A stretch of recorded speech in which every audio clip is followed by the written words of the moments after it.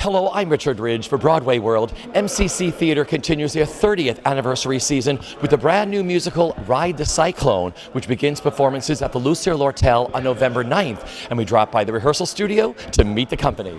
So you were the first one of your team to see this. What attracted you to this? I was in Chicago on some business, and anytime I go to Chicago, I always want to know what's happening in town. And a couple of people told me, oh, there's this really good show over at Chicago Shakes. So I went to see it, and I was just so caught up in it. The music was amazing. The guys have written just a series of songs that they kind of reference different styles of pop music, but they're all unique and they have great hooks, and I was just like singing along with every single one of them. And then the show takes a really heartbreaking and wonderful twist. It's kind of a roller coaster ride of a show, and as soon as I saw it, I knew it was something that we needed to talk about for MCC, and it turned out that they did want to keep working on it and developing it, and that's the thing that we love to do. I love it because there's different styles of songs in this show, isn't there? Yeah, there are. What's so cool is since there's so many individual personalities expressed, that's all represented by different musical styles. So mine is this 70s David Bowie glam rock, and then we have a cabaret chanteuse number, and there's some very traditional musical theater, and there's Ukrainian rap, and all of these things that come together to make this totally eclectic and wild, weird world that feels really unlike so many things I've experienced before. Dynamite set I saw already. Isn't that cool? It's so beautiful. I can't believe how detailed and intricate this is all going to be. And I think that it's that way too in the piece, that it's so there's so many pieces, there's so many tiny things that builds this larger whole that'll make it come alive.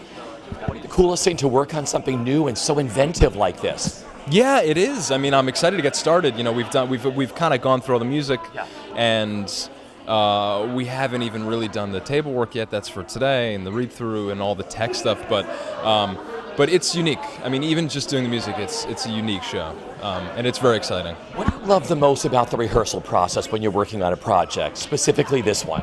Well, I haven't. I've been doing a lot. I've done a lot of TV and film since I graduated from school.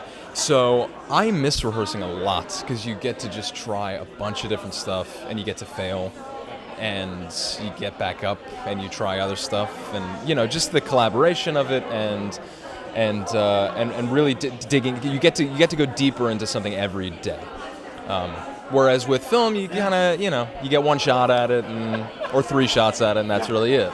So I'm excited to get up on our feet and just take a swing. Who do you play? I play Noel Gruber, who's sort of described as the only gay in the village. He's a young boy who, from when he was very, very young, his mother knew that he was gay, and she kind of always told him to dial it back, because, look at these hands. Dial it back, dial it back, dial it back. And that sort of turned him into a nihilistic existentialist.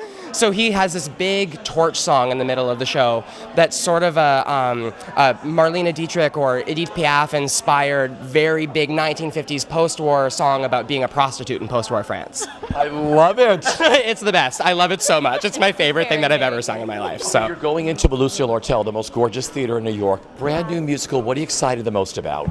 Oh my goodness, I'm just excited for New York audiences to see this show. It's so uplifting and life-affirming and positive, and there's always someone new to connect to. There's so many types of people that are represented in this show, and their lives are whole and real and lived. So it's really, really beautiful, and I'm excited for audiences to see that. And for you? The same. I mean, it's the kind of musical new musical you hope to see. Whenever I go see a new show, I'm hopeful that it's going to be something, and this is far beyond what that is. And the character, it's something. And the characters are all there are no archetypes in this show. It's just really, really inspiring and new and fresh as a daisy. Who's done the show and who's a newbie? I've done it before. I'm a newbie. You're a newbie, all right. So what's it like working on a brand new musical? It's so exciting, so amazing. It keeps you on your toes. You get those new pages every few days, and you're like, oh, something new. Let's do it. So yeah. Yeah, it's great to put a stamp on your own character and really develop it and find it on your own instead of having to kind of fit yourself into a mold. It's so much fun.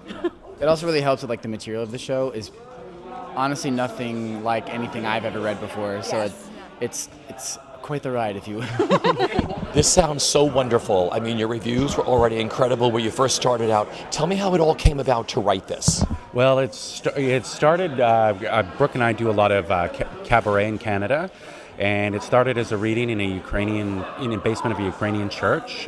We just informal singing things, slowly glued it together.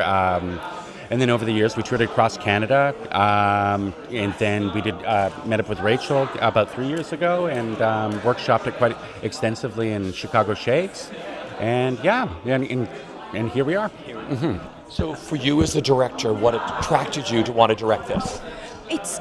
It's such a beautiful pastiche of styles, and it covers such a depth of emotion, and I really love that. I love how surprising it is. I love that people don't see it coming. I love that you're laughing hysterically 1 minute and then the next minute you're really doing some serious life reflection. It's just got everything in it. It's so meaty and satisfying and unexpected, and I think people are going to be super surprised by it. So here we are. What's it like living in the world of Ride the Cyclone?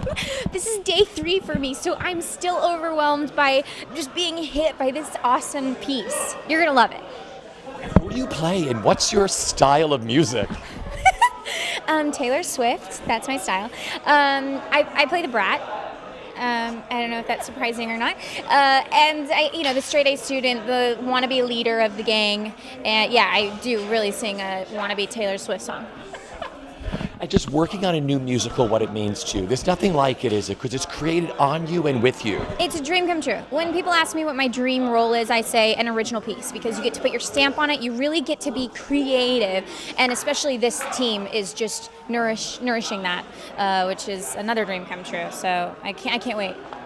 And just working with this company, some are newbies, some have done it before. Yeah, it was a little intimidating because you've got these actors who have been doing this, who have been with the show for years, but they've been so warm and welcoming, and I'm so grateful for that. And yesterday we read through the show, all of us around the table.